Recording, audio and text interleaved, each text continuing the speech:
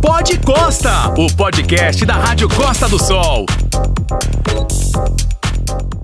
Começa agora o Pod Costa, o podcast da Rádio Costa do Sol. Eu sou Fernanda Santana. E eu sou Thay Bonotto. Hoje o Pod Costa vai falar sobre saúde mental. Vivemos hoje vidas corridas e muitas pessoas estão deixando de lado os cuidados com o bem-estar emocional. Vamos falar sobre a importância de buscar ajuda, tratamentos e derrubar as barreiras do preconceito. E para falar sobre esse tema, estamos recebendo a Valéria Campos, psicóloga empresarial e organizacional. Ela possui 28 anos de experiência em recursos humanos e também é atleta e escritora. Seja bem-vinda, Valéria. Muito obrigada, um privilégio estar aqui com vocês hoje participando disso, tá? Nós que agradecemos. Hoje também no Pod Costa, a assistente social Selma Bragança, pós-graduada em políticas públicas e movimentos sociais, servidora pública e hoje é coordenadora do Programa de Saúde Mental de Araruama. Seja muito bem-vinda. Obrigada pela oportunidade, é um imenso prazer estar aqui dividindo esse espaço com vocês. Nós te agradecemos.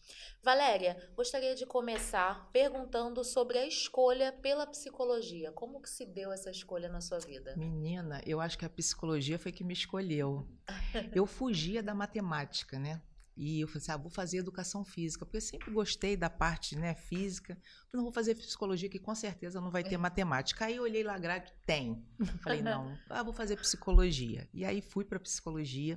Mas, na verdade, a gente começa a perceber, assim, eu tinha isso desde a minha juventude, ali da adolescência, essa escutativa, essa mão estendida. Eu percebia em mim sempre esse suporte ao outro. Eu falei assim, eu acho que a psicologia tem a ver comigo. Fiz um teste vocacional que deu ali quase que 100% e cambiei. Mas olha, que tristeza.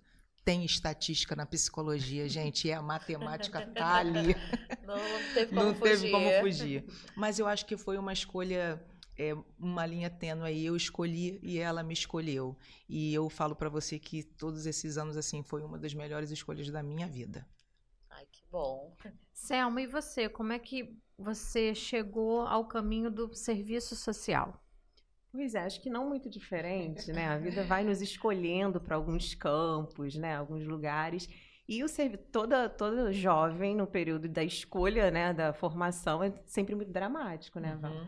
E aí, bom, o que fazer? E, na verdade, eu olhei um pouco para minha trajetória, assim, desde a infância eu fui muito irritada na vida, assim, né? Irritada e afetada, eu sempre esquentava para muita coisa, falava em nome de todo mundo, reunia grupos, fui gremista. Falei, bom, se tem uma profissão, inclusive, que lida diretamente com a participação social, com as relações sociais, é o serviço social. Sim. É o meu caminho, eu vou trilhar esse caminho. E foi exatamente isso, assim, muito a partir da minha trajetória pessoal que eu escolhi essa profissão. E, Valéria, pode nos explicar o que significa o termo saúde mental? Então, a Organização Mundial de Saúde, né, quando vocês me convidaram, eu até falei, vamos começar pela base, né? Ela indica que essa questão da saúde mental, ela está ligada às emoções, aos nossos comportamentos e ao cuidado com o outro. Quando eu falo de saúde mental, eu entendo que é uma coisa que eu não vejo. E aí é que está o X da questão, sabe, Thay, Fernanda? Porque ela não é uma febre, ela não coça, e olha que a gente sente, tá? E muito, né? Porque tá aí as doenças psicossomáticas que estão em voga para estar averbando isso. Mas o que acontece é que ela não é perceptível fisicamente. E aí ela é muito taxada. É uma bobeira, é uma palhaçada. E não é isso. A saúde mental hoje ela está muito em voga em todas as demandas da sociedade. E todos nós somos participantes disso. Em relação à ajuda ao outro, a essa mão estendida que eu falei, a essa escuta ativa. Eu aqui numa roda de conversa com vocês, eu posso ser um caminho, uma jornada para um equilíbrio de saúde mental em alguma demanda nossa. E falar assim, caramba, isso que a Valéria falou fez total sentido, já me ajudou. E isso é em roda de conversa familiar, é na roda dos adolescentes, dos jovens, é na escola, é no bate-papo. A saúde mental hoje, ela é muito importante. E os remédios são dos mais variados. A gente conversa com relação a caminhos, né? Claro que é muito abrangente, mas tem pessoas que encontram o caminho através da terapia. Já tem casos. Da arte. Exatamente. A gente Já recebeu isso, aqui, né, no a gente já podcast. recebeu aqui várias pessoas com relação também muito à depressão, pessoas que encontraram o caminho na música, pessoas que encontraram o caminho no esporte, Sim. que estavam dança. exatamente, que estavam em Exatamente. depressão e que viraram a chave através E é dessas isso que você dessas falou, atividades. né? Os remédios São variados. diversos, né? Assim, eu poderia puxar a sardinha para a psicologia, né? Vamos para os consultórios, vamos buscar as terapias, são maravilhosas. O processo terapêutico, ele é incrível, mas há outros tempos de pausa. Eu gosto de cozinhar, esse é meu processo terapêutico. Eu quero caminhar aqui na orla, eu quero convidar, vamos tomar um café hoje de tarde, nós duas, e comer uma fatia de bolo? Há vários caminhos nessa jornada para esses processos terapêuticos. E, obviamente, a ajuda dos profissionais qualificados para esse segmento. Mas há muito para se conversar. Acho que daria aí 1 mês de podcast para a gente falar só sobre esse Vamos assunto, fazer né? episódios, Isso né? aí. E falando da importância dos profissionais, Selma, qual é a importância do assistente social dentro da área da saúde mental? Se a gente pensa que a principal função, né, essa formação vem para garantia de direitos. E se tem alguma coisa, né, que a população em sofrimento psíquico não acessa, é direito. Direito e a cidadania, é o mínimo, né? A gente está falando de coisas muito basilares. É de ter acesso à saúde adequada, é de poder trabalhar, é de poder circular na cidade, é poder usufruir de espaços educacionais, culturais, e isso, inclusive, é suprimido, assim, né? As pessoas não conseguem ter acesso porque o que chega primeiro é a loucura e não o sujeito. Então, a gente está, sobretudo, na retaguarda da garantia do direito das pessoas que sofrem psiquicamente, assim, e possibilitando que o Estado amplie as políticas públicas e consiga fazer a reparação dos anos, inclusive, de sequestro dessas pessoas nos grandes manicômios. A gente não pode esquecer, hipótese alguma, Fernanda, que essas pessoas ficaram anos de suas vidas, e eu gosto de usar o termo sequestrada, Val, porque as pessoas não tiveram possibilidade de reagir ao que estava acontecendo. Reféns. Reféns. E aí suas histórias foram apagadas, suas relações foram suprimidas. Então a gente está ali, Fê, muito na retaguarda da garantia desses direitos e acesso aos bens e serviços que qualquer cidadão tem. Sim. Val, e quais são os principais sinais de alerta de problemas de saúde mental? Olha, isso não tem uma receita de bolo, né, gente? Às vezes o bolo sai solado, né? Se a gente for parar para identificar em nós e no outro, eu em relação até aos meus pacientes, as empresas que eu trabalho como psicólogo organizacional, são várias as demandas que a gente avalia em relação, tem alguma coisa errada comigo? Eu estou muito ansiosa, eu estou muito angustiada, há momentos em que eu não quero me alimentar bem, eu estou sem apetite, ou eu estou comendo demais, eu estou com insônia. Cada um reage de uma forma em relação àquele momento seu de vida, ou que ela falou até da sua trajetória. Essa nossa trajetória, ela traz também os nossos gatilhos emocionais em relação à saúde mental. Eu hoje posso estar aqui muito bem e ter uma memória triste de alguma demanda da minha família, por exemplo. Pronto, isso já desencadeou um momento ruim na minha saúde mental naquele dia. É um dia depois do outro. Esses processos, eles são, assim, muito inconstantes dentro da saúde mental. Até quem está se sentindo muito tranquilo, não, eu nunca tive nenhum embate voltado para nenhum, não desregulei, Valéria, nunca. Olha, eu quero ser apresentada para essa pessoa. É muito difícil isso não acontecer, né? Em determinados momentos da nossa vida nós estamos mais aquecidos, voltando para a saúde mental, e em outros a gente está mais apaziguado. Há momentos em que risca o fósforo, e às vezes somos nós que riscamos, tá? A saúde mental hoje, eu tento fazer isso comigo. Quando eu vejo que eu estou me aquecendo, eu jogo água. Ou peço que alguém jogue em mim. Eu preciso apaziguar isso. Se nós damos ênfase aos processos que trazem os gatilhos para a saúde mental ficar desregulada, a gente entra numa seara mais perigosa. Então, se hoje eu preciso deixar uma dica aqui para quem está assistindo a gente busque o autoconhecimento, busque essa avaliação. Aonde você está dando um zoom? Porque eu entendo que, assim, nem tem um controle remoto aqui, né? Mas a nossa vida é um controle remoto. E tem lá o zoom e o slow motion. Tem hora que a gente está só com o dedo no zoom. E às vezes tem que dar uma pausa ali no slow motion, dar uma segurada, porque a gente está muito acelerado. Selma, você falando me trouxe aqui uma questão. Aí você falou da fatia de bolo, de sentar e conversar. E isso me trouxe uma questão, que a gente estava até conversando esses dias. Os homens, eles estão aprendendo a se permitir olhar para o lado emocional, porque eu acho que nós, mulheres, nós temos dificuldade também, mas nós aprendemos. Sim. Amiga, eu estou me sentindo assim. Amiga, me escuta um pouquinho. Sim. E onde estão os homens nesse processo? Eles estão aprendendo a se permitir, ir numa terapia, se abrir? Como é que você acha que está esse panorama? Eu acho que está muito bom, Fernanda. Olha, eu vejo, pelo menos assim, no meu contexto de vida, das minhas relações, eu percebo que os homens...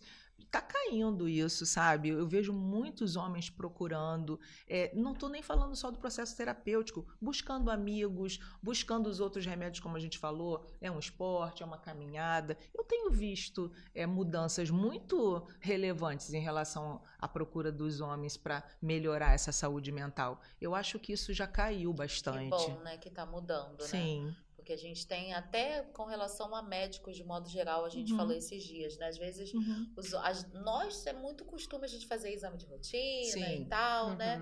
O homem, não, tô com uma dor aqui, vou tomar um remedinho, vai passar, daqui a um mês esqueci e acabou. Sim. Então, realmente, eu acho que bom que tá mudando isso, né? E quando a gente fala desse contexto de sociedade, Selma, voltando para a questão do papel, até quando a gente fala, né, dos homens buscarem as mulheres, buscar aonde? Então, onde entra a questão do Estado para oferecer esses serviços? Qual a importância do SUS oferecer esses serviços? A gente tem uma política pública, né, de Estado, não é de governo, né? Então, que bom, que eu acho que é uma garantia de que a política vai permanecer independente dos governos que a gente, né, tenha por aí. E aí a gente tem uma política pública que, inclusive, foi instituída em 2001, né, que é a Lei 10.216, que é a Lei do Direito da Pessoa com Transtorno Mental.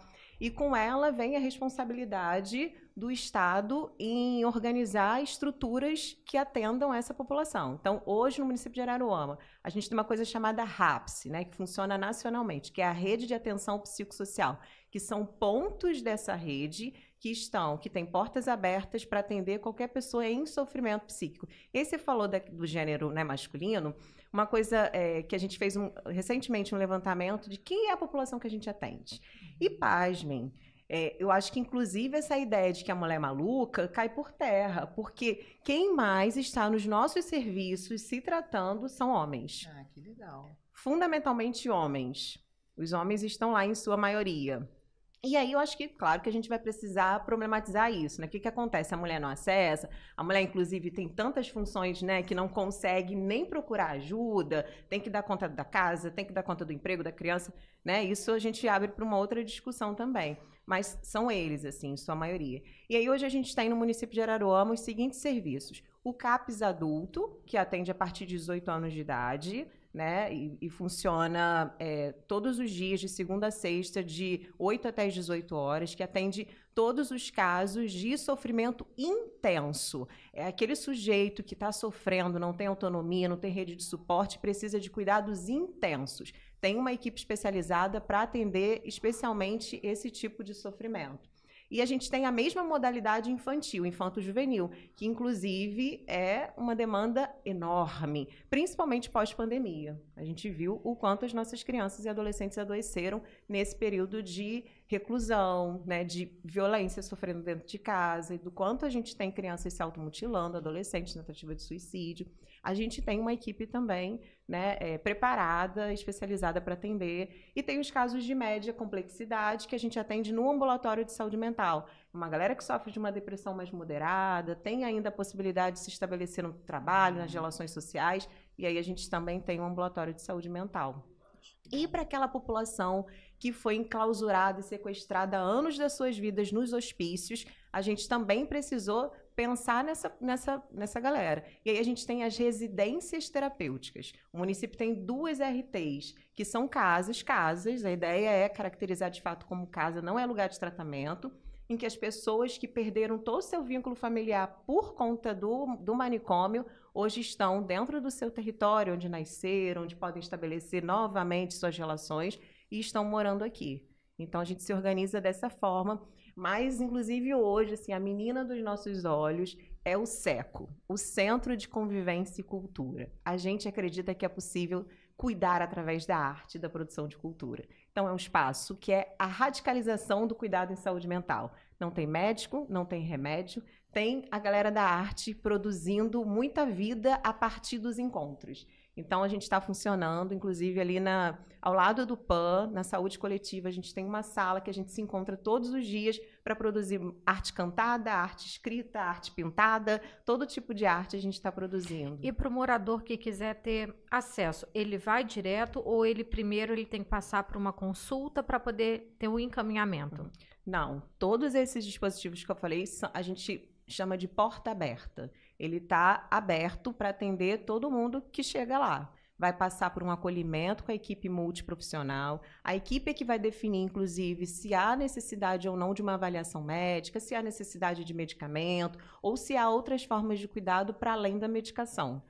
Perfeito. Selma, você falando sobre isso e a questão de política pública, agora eu tenho uma pergunta para vocês duas.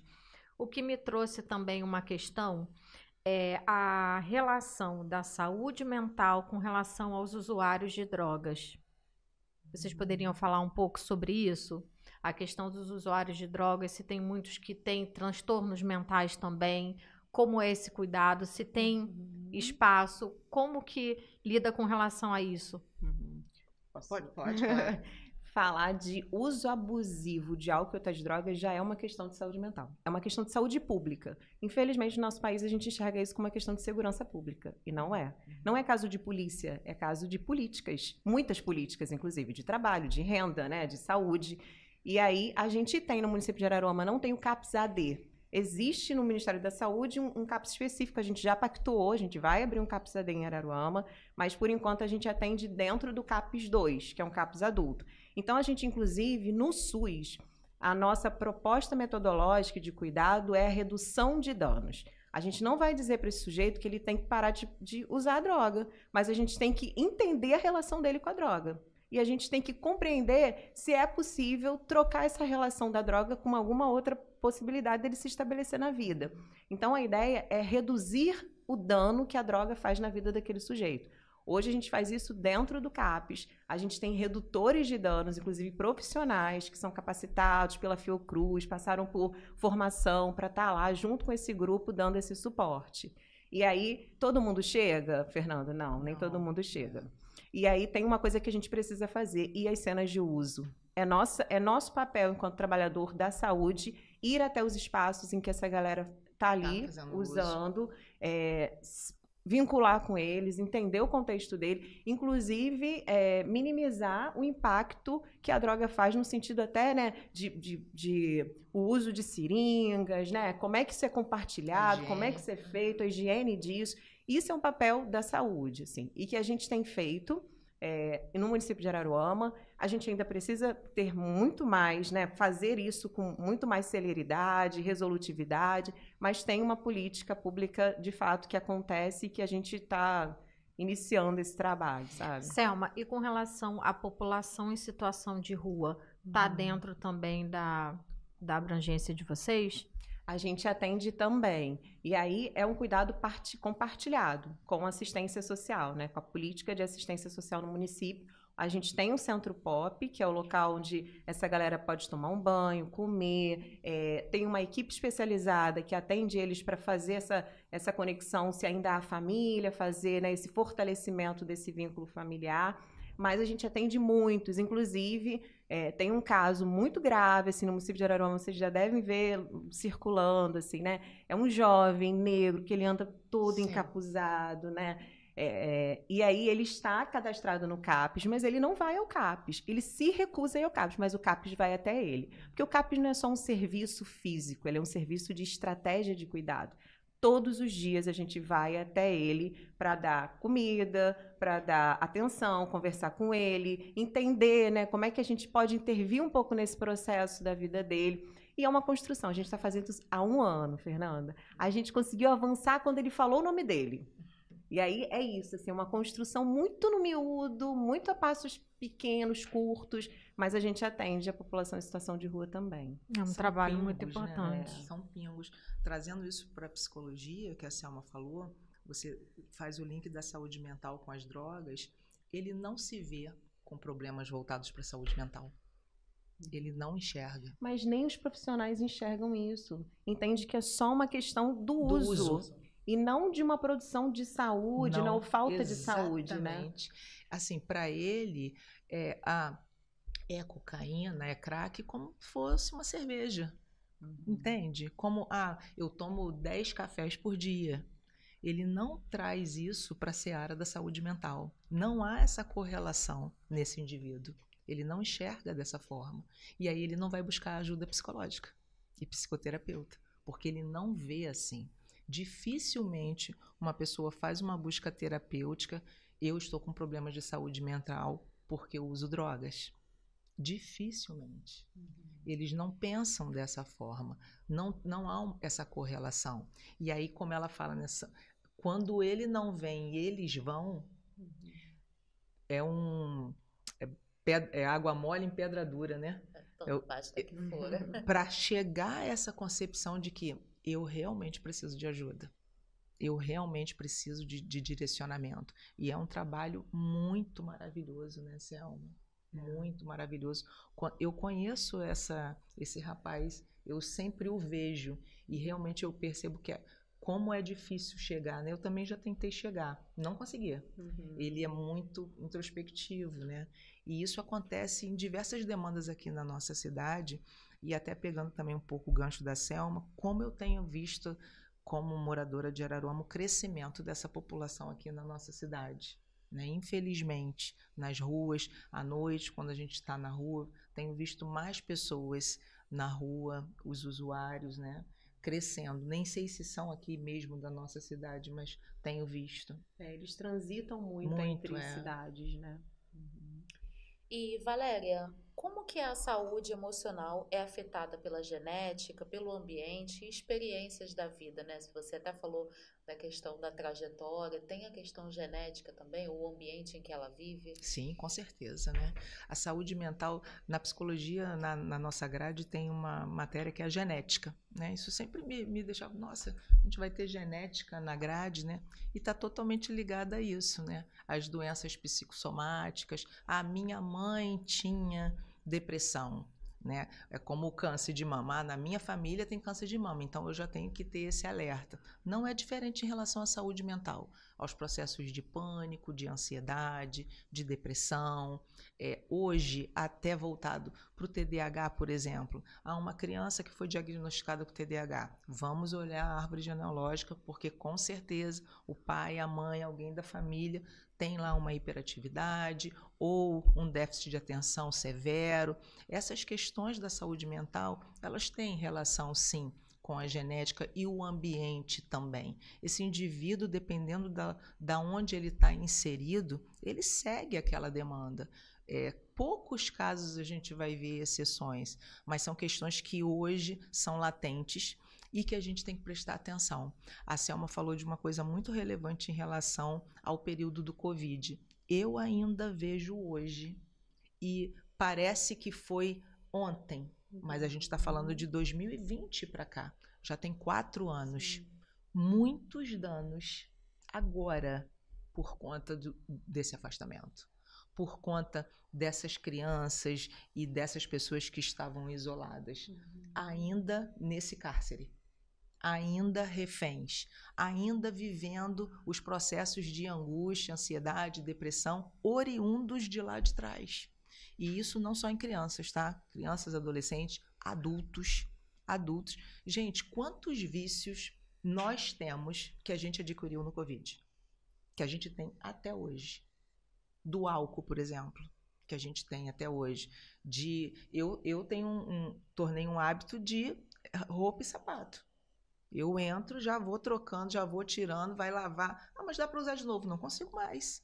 Nós adquirimos demandas que a gente trouxe. Então, assim, o meio que a gente está, as pessoas, ele influi diretamente no nosso processo de saúde mental. Isso é notório. Não tem como fugir. Valéria, você trouxe uma questão agora falando com relação à pandemia, as crianças, me lembrou da questão das crianças e o uso de celular. Hoje a minha filha me fez uma pergunta de manhã que eu cheguei a ficar confusa, que eu não entendi o que ela estava perguntando. Ela virou e falou assim: mãe, daqui a um tempo as crianças vão começar a gostar de futebol? Aí eu falei assim, ué, filha, na minha cabeça, as crianças já gostam de futebol. Aí ela falou assim, não, mãe, porque as crianças gostam muito de celular. E eu queria saber se no futuro elas vão gostar de futebol. Aí eu falei assim, filha, hoje as crianças estão muito no celular, mas eu tenho certeza que elas vão entender o mal que o celular faz e elas vão jogar mais futebol. Aí ela virou pra mim e falou assim, mãe, estou jogando muito futebol, tô pouco no celular, eu tô jogando muito futebol. Mas olha, a consciência, ela quer saber se as crianças vão voltar a brincar e tá menos no celular, porque é o que ela tem de referência dos amiguinhos. Sim.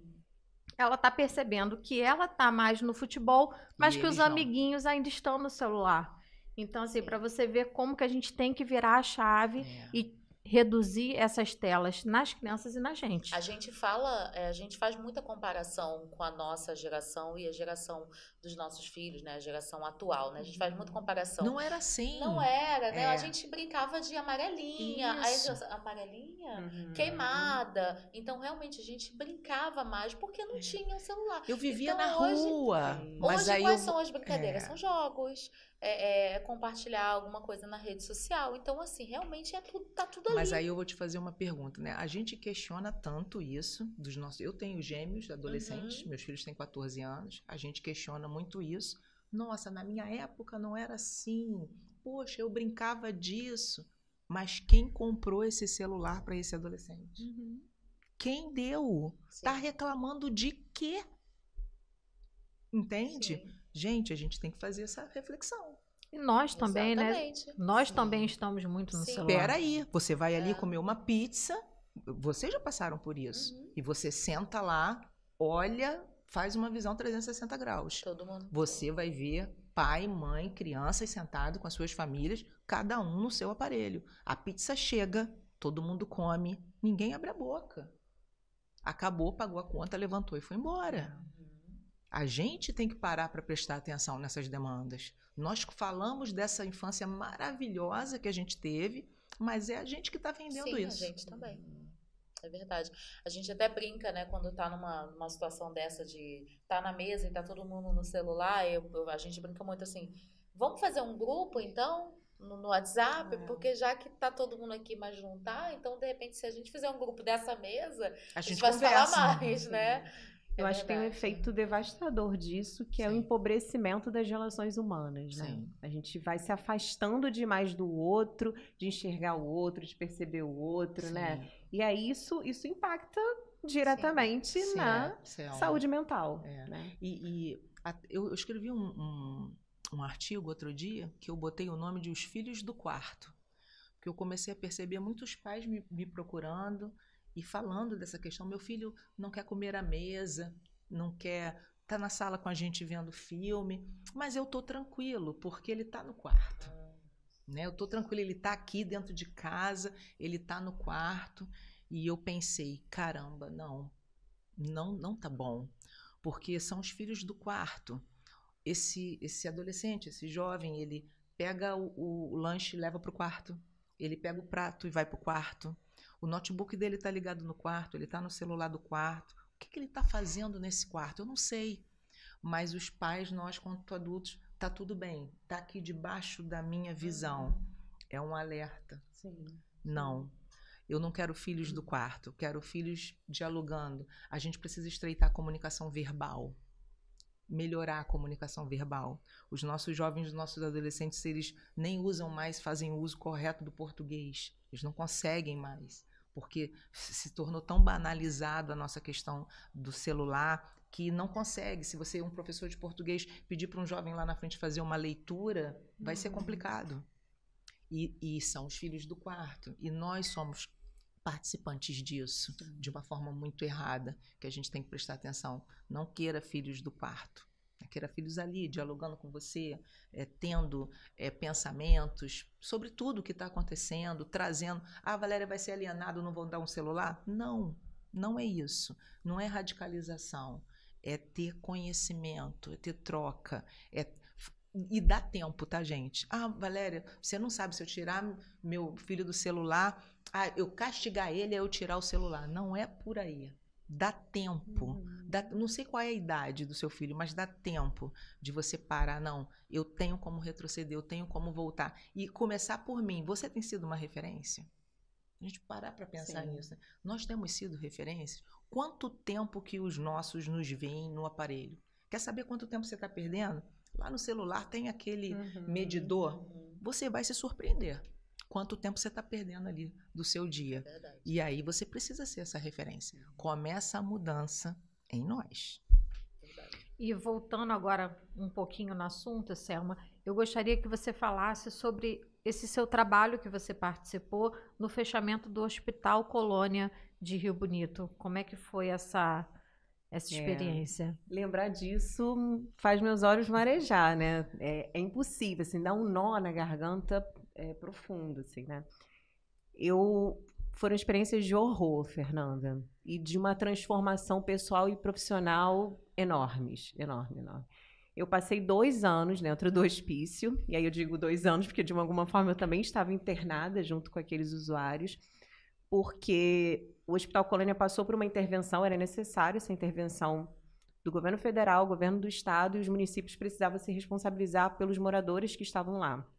A gente está falando de pessoas que viveram 30 anos das suas vidas internadas, 20, 15 anos das suas vidas, e por histórias ridículas, porque não queriam respeitar o pai e a mãe, porque fazia uso de maconha, porque surtou, porque não havia, naquele momento, né, nenhuma outra possibilidade de cuidado. Então, a gente está falando de pessoas comuns, simples, que viveram o apagamento da sua história.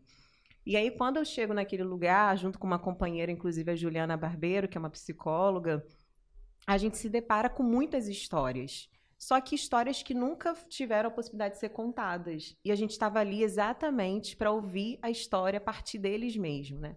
Então foram histórias muito marcantes. Inclusive de um usuário que ele faleceu, posso dizer o nome dele, ele era morador de Araruama, o Almeida.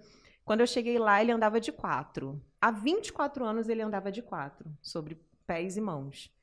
E ele só tinha risos imotivados, e a única coisa que ele sabia dizer era mangueira, a palavra mangueira. E a gente não conseguia decifrar o que significava aquela palavra mangueira, porque, inclusive, no prontuário dentro do hospício, não tinha registro nenhum da história de vida dele. Ele só chegou, ninguém sabe nem como ele chegou. Não tinha pai, não tinha mãe, não tinha nada. E aí a gente ficou ali 2 anos tentando reconstruir a história a partir do Almeida. E até que eu falei, bom, o que é mangueira? Mangueira, será que é uma mangueira, uma árvore? Mangueira, um lugar? O que é mangueira? E aí a gente, vamos desenhar, assim, né, para ver o que ele aponta pra gente. E aí a gente desenhou uma árvore e ele sinalizava com a cabeça que não. E aí um técnico de enfermagem falou assim, ele adora um pagode samba. Falei, opa! É a escola de samba. É a escola de samba, Mangueira. Será que ele morava na Mangueira? E aí um dia eu falei, Almeida, você morava na Mangueira?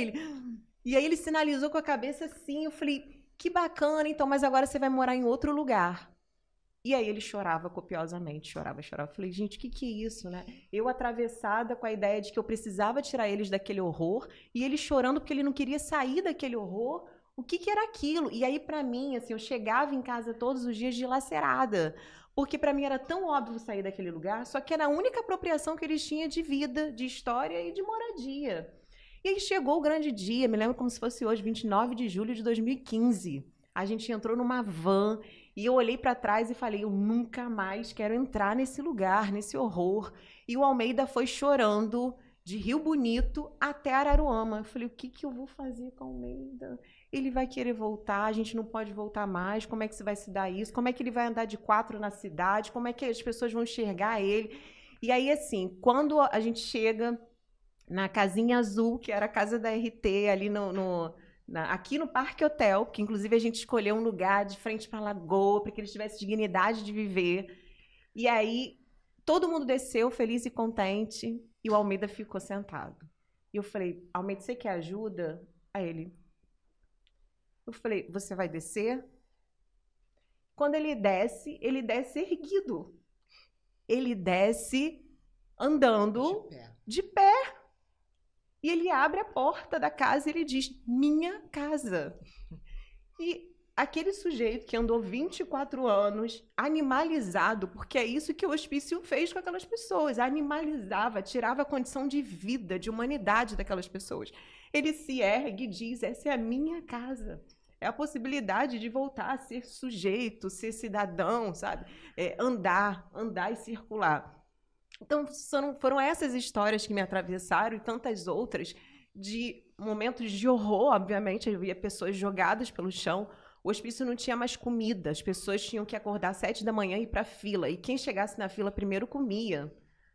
Não tinha comida para todo mundo. As pessoas morriam na fila pisoteadas. Era essa a condição dos hospícios. E a gente manteve, e aí eu digo a gente, é o Estado brasileiro, e nós, sociedade civil também, que corroborava com esse tipo de coisa, e ainda acha até hoje, tem que internar, né? Tem que ter lugar para internação. Não tem que ter lugar para internação, porque é possível cuidar em liberdade. Então, foram experiências que me marcaram profundamente, assim, e me fez cada vez mais acreditar que é possível cuidar. Sim. E que todos nós somos responsáveis por esse cuidado em liberdade. Então, é isso, assim, isso me marca profundamente, né? Já tem quase 10 anos. 10 anos, é verdade. E isso é uma... Tão presente. Essas histórias são presentes, assim, muito ativas e latentes dentro da gente, sabe? Selma, quando você fala para mim essa história, eu tento imaginar essa família lá atrás, a entrega dessa mãe, a entrega desses pais. Não julgar, porque se a gente está falando que hoje você ainda tem dificuldade de marcar um psiquiatra, um psicólogo e ter acesso a remédio, imagina 30 anos atrás. Então, falar de toda uma estrutura, não é julgar como ele foi para lá, porque que condições existiam há 30 anos atrás que foram levar ele para lá. Então, eu acho que é trazer isso, o que você falou. É responsabilidade da sociedade. Não é só a família também, porque não adianta só você virar para uma mãe e para um pai e falar, não, você tem que ficar aí na sua casa com esse usuário de drogas, com essa criança autista, com essa pessoa com esquizofrenia, e você lida aí sozinho. Não, é o Estado, é a comunidade, é a escola, é o vizinho, é toda a sociedade cuidando dessa pessoa. Mas, Fernanda, essa teoria é linda, mas a prática ela não é assim, não. Eu falo para você por experiência própria, porque meus filhos são TDAH, têm um grau de autismo leve, e a sociedade ela não é assim. Os meus filhos, entre 5 e 6 anos, por conta da hiperatividade, todo o que a tipicidade faz, tinham muita dificuldade de comer com garfo e faca, né? Os alimentos caíam, sujava tudo. E o que a gente espera quando a gente vai num lugar comer, por exemplo, num almoço? Que a sociedade entenda isso. Mas a sociedade... Nossa, que incômodo essa criança, essa família está me trazendo aqui. Eu vim aqui comer em paz... Olha aí, fazendo barulho, essa criança está gritando, está caindo talher no chão. A sociedade ela precisa entender isso, mas de uma forma humana. Humana. Os processos de humanização, eles não iniciaram por conta do Covid, né? O Covid trouxe, nossa, quanto que a gente imaginou tudo que a gente passou. Mas a gente precisa ter humanização. Eu preciso, o que você falou, com o meu vizinho, preciso prestar atenção. Né, com esses julgamentos que a gente faz. Tudo que nos incomoda, a gente reage. Porque não está seguindo aquela linha perfeitinha que todo mundo espera, né, de uma criança. Qual é a criança que dá mais trabalho dentro da sala de aula? É a que não para. É a criança que não para, que ela levanta 1000 vezes. Essa criança dá trabalho, mas essa criança é inteligente. Ela é hiperativa, mas ela é inteligente. ela tem umas sacadas rápidas de resposta, mas ela dá mais trabalho para a sociedade. Eu não estou nem falando de corpo pedagógico, não. Estou falando da sociedade em si. Ela incomoda a mãe do outro coleguinha, que o coleguinha é calmo, tranquilo. Há crianças realmente nesse biotipo, calmo, tranquilo, mas aquele é mais agitado. Esse trabalho é um trabalho nosso. Né? Cada um de nós precisa entender que a teoria aliada à prática ela vai ser lindo, mas hoje está tudo muito no campo da teoria. A prática depende de mim, da Selma, da gente constituir. A Selma, a gente se emocionou aqui com a fala da Selma, ela sabe o piano que ela carregou vivendo isso. 2 anos. Hoje ela falando, a gente sente o peso, mas foi muito maior do que ela está falando. Ela sabe, ela é quem vivenciou com ela lá. Essa escuta que a gente tem é só um pedacinho do que a Selma está falando, mas vai muito além disso. Eu e vocês e quem vai assistir o nosso podcast precisa parar e pensar assim, o que eu não estou fazendo que eu poderia fazer?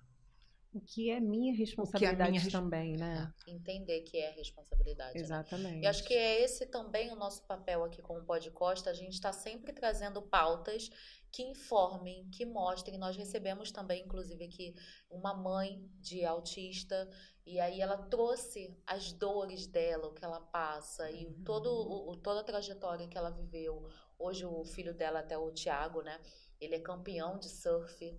Então, assim, só que não foi tão fácil, né? Então, a gente mostrar realmente isso, acho que não só o nosso papel aqui do podcast, mas o quanto mais a gente falar, o quanto mais a gente informar, a nossa esperança é que no futuro isso não seja só lindo na teoria e que seja também na prática, né? A gente espera que isso aconteça. E até falando agora um pouco de ambientes de trabalho, Val, qual que é a importância da saúde mental hoje no ambiente de trabalho? A gente vê histórias aí, né, de pessoas que adquiriram talvez ansiedade, depressão por causa do ambiente de trabalho. Qual o trabalho que você faz com a psicologia empresarial e qual é essa importância para as empresas? Nossa, é uma importância... O Burnout tá aí, né, pessoal? A gente tem ouvido muito falar sobre a síndrome de Burnout, né? Esse desgaste emocional que os colaboradores têm. Tá, eu acho que, falando por mim, né, como uma psicóloga empresarial aqui no nosso município, que eu tenho vários clientes aqui, o cliente chega a mim, Valéria, eu preciso do trabalho de uma psicóloga organizacional na minha empresa, para um treinamento, para uma palestra, para um trabalho fixo, para fazer com que os funcionários se sintam tranquilos, que seja um ambiente de trabalho saudável, que seja tranquilo, que a pessoa se sinta feliz porque eu acordei, hoje eu vou trabalhar naquele lugar ou com a minha profissão. O que acontece é que não há essa valorização, né? É um custo, tudo é um gasto. Por que saúde mental do trabalhador? Não dá certo, a fila anda, vamos demitir e contratar outro. Né? Esse não está bem, precisa procurar um psicólogo, psiquiatra. Eu quero resultado aqui. Todos nós desejamos resultado, né? A gente trabalha, eu quero resultado do meu trabalho, a Selma quer, vocês desejam. O resultado do nosso trabalho é muito satisfatório, mas as pessoas elas estão com problemas de saúde mental nos seus ambientes de trabalho. Alguns por conta, não vamos colocar esse peso no empregador totalmente, a gente fala também dos empregados.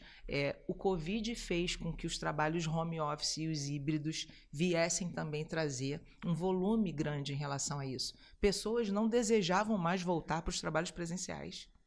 Elas não queriam mais, porque o home office eu consigo, Valéria, executar a minha demanda, ou no híbrido eu vou lá uma vez por semana, mas e a socialização? Olha, hoje nós poderíamos fazer isso aqui através online? Poderíamos, mas isso aqui não tem preço, tem valor. Muitas pessoas não conseguiram ainda retomar. Eu sou certificada pela Disney, né? Faço os cursos de treinamento Disney. Assisti uma live do presidente da Disney assim que as coisas melhoraram em relação ao Covid. Muitos colaboradores administrativos estavam trabalhando home office. E aí ele vai e fala, nós estamos num ambiente onde a gente vende encantamento, magia, Disney. Nós precisamos ter contato com as pessoas. Então eu vou convocar que todo mundo que esteja home office retorne para as suas atividades presenciais. quase 50% desses profissionais pediram demissão. Eles não conseguiram mais retornar. Então, a saúde mental, ela precisa ser olhada dentro do ambiente de trabalho. E é um trabalho que começa conosco. Eu preciso entender que eu não quero mais nem me relacionar com os meus colegas. Eu prefiro estar aqui em frente ao computador, que é bom, gente. A tecnologia, ela é maravilhosa. Ela veio para trazer muitos ganhos. Mas nós precisamos ter as relações presenciais. Isso é importante para a saúde mental dentro do ambiente organizacional. Nós precisamos produzir e trazer resultado através das nossas relações pessoais. Dentro do ambiente de trabalho, os meus melhores amigos eu constituí em ambiente de trabalho. No ambiente de trabalho, a gente tem ganhos incríveis. A saúde mental, ela pode ser, inclusive... Quantas vezes nós chegamos no trabalho com muitas mazelas de casa e durante o trabalho, chegou no final do dia, a gente nem lembrava mais dos problemas que a gente estava de manhã quando a gente chegou. Não é verdade? Aquela frase que o trabalho dignifica é verdade. É verdade. Só que as empresas, os empresários, os profissionais precisam entender o quanto é importante falar disso dentro do ambiente corporativo. Selma, e agora, para a gente já caminhando para o final da nossa entrevista, o que você acha importante, algum trabalho que vocês realizem também com relação a isso, para a gente combater o preconceito? O que você acha importante, medidas para a sociedade, poder público, para a gente combater o preconceito com relação a buscar tratamento, a tratar essas pessoas? Só posso voltar um pouquinho Pode. na questão anterior, assim, né? Quando a gente precisou fazer uma reforma, né? Porque era inadmissível, né, manter as condições que existiam de tratamento na década de 60, 70, tanto que a gente recebeu aqui a visita de um psiquiatra italiano chamado Franco Basaglia, e ele comparou os hospícios do Brasil com campo de concentração. Nossa. E aí a gente, em 3 décadas, matou 60 mil pessoas. E a gente pegava os corpos dessas pessoas e vendia para as grandes universidades para estudá-la. Essas pessoas não tinham nomes, tinham números. São cadernos imensos, né? E aí vocês podem ver isso no livro da Daniela Arbex, né? Que é o Holocausto Brasileiro, que agora, inclusive, está na Netflix, o documentário. Sim. Acho que vale muito a pena a gente assistir. E aí você fala, Selma, essa família não pode ser penalizada. Não deve. Fernanda, se tem um culpado nessa história toda, é o Estado brasileiro. Eu vou repetir isso, é o Estado brasileiro culpado por essa história. A família fez o que foi possível fazer naquele momento. Na ausência de um lugar de cuidado no território, o que era possível? Internar. Era a única possibilidade, porque o louco não tinha chance de conviver socialmente. Era feio, era desarmônico socialmente, com uma ideia mentirosa, travestida de tratamento, dizendo que a cidade era patogênica, era a cidade que adoecia eles. Era o convívio social que adoecia. Então, a gente vai apartar essa galera e vai deixar eles lá isolados, vivendo a Deus dará. Então, de fato, assim, tanto que quando a gente... A reforma não é só uma mudança de locais de cuidado. É uma mudança no paradigma, no olhar. Opa, eu não vou só reformar os hospícios, não vou fechar o hospício e vou criar outra coisa. Eu preciso compreender que o louco tem um lugar social. E que o lugar social do louco é aonde? É onde ele quiser estar. É onde ele quiser estar.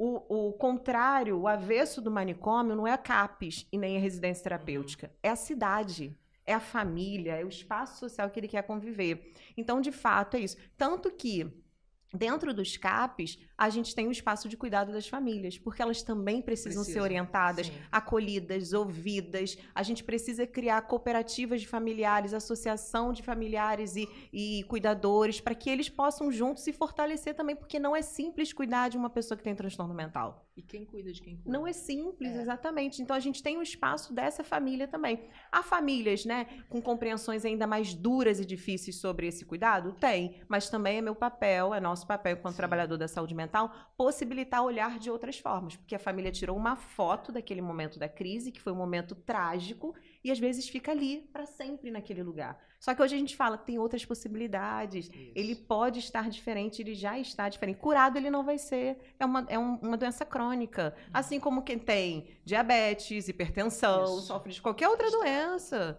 e aí é uma doença crônica. Então, de fato, é isso. Corroboro com a sua fala de dizer a família não é culpada e a gente precisa ter a família como parceiro desse cuidado e a sociedade. Eu acredito demais, Val. Eu sei que é muito difícil, mas foi somente quando a sociedade se organizou que foi possível reformar. Sim. Né? Foi possível criar o SUS. Foram os grandes movimentos sociais que fizeram acontecer as nossas políticas públicas. Não foi boa vontade de políticos, gente. Foi formação da sociedade que fez com que isso acontecesse. Então, eu ainda acredito. E a gente faz esse trabalho no miudinho, assim, sabe? A gente vai, o cuidador vai junto, quando o morador da RT vai, e aí tem a chance de dizer, olha, tem quase que doutrinar, assim, sabe? Quase dizer, olha, é possível, tá vendo? Ele é morador, né? Ele já esteve internado há tantos anos. Ah, é mesmo. E aí os nossos moradores já vai na padaria, vai comprar o pão, vai na loja, já é amigo do taxista, já é amigo, já pede o Uber, já tem relações, assim. Isso é muito importante. E aí, quando a gente acaba com os manicômios físicos, ainda restam os manicômios simbólicos dentro da gente. Quando você fala assim, Selma, como é que a gente acaba com o preconceito? Eu espero acabar na nossa geração, mas acho que ainda tem a geração dos nossos filhos aí para sustentar isso que a gente acredita, sabe? Os manicômios físicos e as formas manicomiais de lidar com o outro ainda são muito duras. A gente viveu isso há pouco tempo, né? Num governo, inclusive, muito duro, em que o ódio era disseminado, e a gente vê isso todos os dias, as pessoas, né, depositando ódio no outro. E isso tem uma coisa difícil na nossa sociedade, é lidar com as diferenças, né, Fernando? E aí, se a gente enxerga que quem tem um sofrimento psíquico é diferente de mim e tem outro modo de viver, que bom, tudo bem, tinha que ser tudo bem. Mas por que que eu preciso, né? Por que que eu acho que esse sujeito não pode frequentar o mesmo espaço que eu? E ter o mesmo acesso que eu. E aí eu despejo todo o meu ódio, o meu medo, o meu preconceito nesse sujeito. E aí a gente tem um papel fundamental na operação da política pública, que são dois. A assistência direta ao usuário e à família e um papel pedagógico. Diariamente a gente vai na vizinhança dos CAPs, na vizinhança do CAPS infantil e diz, olha, senta aqui com a gente, vamos conversar, não é bem assim, a gente não vai internar ninguém, a gente precisa, inclusive, de você como parceiro nesse processo junto com a gente, não precisa ter medo, não tem nem estatística de doido que mata, quem mata são os ditos normais, então, assim, vem cá, senta com a gente, né? Não tem reincidência que quando um doido surta e faz algum ato, né, algum homicídio, algum crime, que ele retorne para aquilo, porque ele não tinha tratamento anteriormente, então vamos conversar, vamos dialogar, vamos tentar, né, desembaçar esse olhar aí sobre o sujeito. Isso é um processo, é diário, Fernanda, é diário. Eu acredito, de verdade, por isso que ainda estou e opero essa política. Os trabalhadores também que estão comigo nessa jornada também acreditam. A gente já avançou muito em muitos aspectos, mas é isso, a gente está na lida agora de desconstruir os manicômios simbólicos que habitam em nós. E hoje, a reforma psiquiátrica, ela é, sobretudo, uma reforma sobre a garantia dos direitos humanos. Não é exatamente só pelos fins dos manicômios, mas sobre todas as formas de loucura e sobrevivência na cidade, na vida. É isso, assim, né? E, Val, queria que você deixasse aí uma mensagem para essas pessoas, para a gente encorajar essas pessoas que talvez estejam identificando alguns sintomas, mas encorajar essas pessoas a buscarem ajuda, a buscarem as terapias, buscar cuidar realmente da saúde mental para poder estar convivendo melhor com a sociedade. Queria que você deixasse um recado aí para essas pessoas que estão nos assistindo. Você falou a frase, né? Busquem ajuda. É a primeira coisa. Né? Eu pensar em, eu preciso de ajuda. Eu preciso parar e avaliar. Eu necessito de ajuda? Busque ajuda. Ah, eu não sei como chegar no CAPS, porque eu já até escutei isso, tá, Selma? Araruama tem isso? Tem. E assim, há caminhos. Olha, eu preciso falar com o meu vizinho, eu preciso falar com a minha mãe, eu preciso falar. Se eu não consigo isso no meu contexto familiar, eu busco um amigo. Busquem ajuda. A internet está aí com várias demandas também de apoio. Tá aí uma maneira boa de usar a internet. Não é? Profissionais. Eu recebi até agora o conselho, né, o CRP enviou os psicólogos que gostariam de ser voluntários agora para o Rio Grande do Sul. Pessoas pelo telefone conosco, que querem conversar, que falaram assim, olha, eu cheguei lá e eu não encontrei mais minha casa. Eu não estou lidando com isso, eu preciso conversar com alguém. Busquem suporte, busquem ajuda, verbalizem. A melhor maneira da gente se comunicar é falando. Não existe outra. Eu não vou olhar para você e falar assim, eu acho que Fernanda está precisando disso. A gente até tem essa sensibilidade, mas eu preciso que o outro verbalize. Eu preciso ter essa linha para entender que essa ajuda é necessária. Val, deixa a sua rede social também para o pessoal conhecer um pouco do seu trabalho. RH com Excelência, são 2 páginas, onde eu tramito ali as questões voltadas para RH, a psicologia empresarial e organizacional, e o Val Campos Lemos Oficial, que é a minha particular, mas que eu também falo um monte de coisa boa lá.